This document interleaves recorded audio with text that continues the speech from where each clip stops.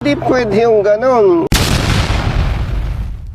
Hindi na siguro maganda, brother, mag-review ka. Good afternoon, RD. Tumawag na ako sa alam kong pinakamagaling na RD.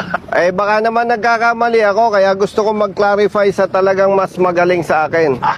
Ang reason ng motorsiklo ni Rider with sidecar. Minaneho niya, walang sidecar. Nahuli siya ng enforcer ng LTO. Ang inilagay, illegal change body design. Tama ang pagkahuli, ano po? At ang multa po nito ay 5,000. Tama, ano po? Yes.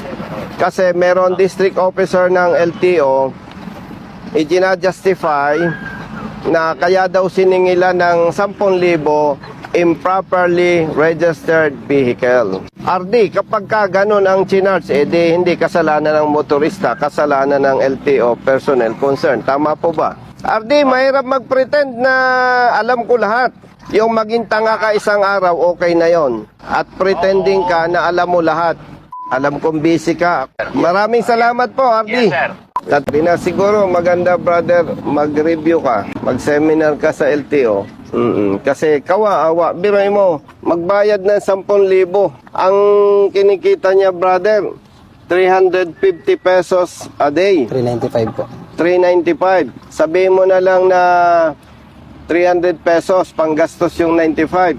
Di, kulang pa yung isang buwan yan, sweldo. Wala. Kasi 300 times 30, that is 9,000.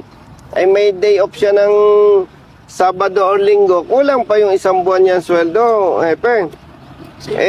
Kawawa. Ay katulad ng nasabi mo, ganyan talagang implementation ninyo. Ganito. Hindi pwede yung ganon. Kawawa. Sige po. Kung isipin mo, Sige. oh, Yan o. pati ako, kawawa.